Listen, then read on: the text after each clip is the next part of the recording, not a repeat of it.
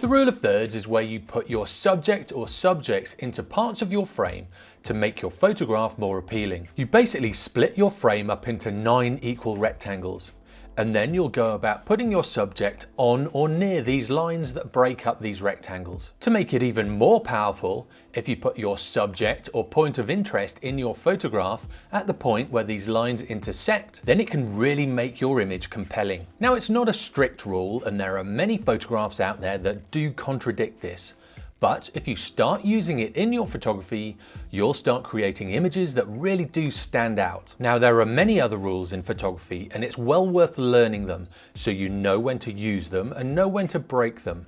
If you want to learn about these, click on the eye in the corner or the link in the description to another of my videos. For more videos, subscribe and make sure you click the notification bell. Also, head over to my YouTube channel where I have a growing library of photography and videography tutorials. I'll see you next time.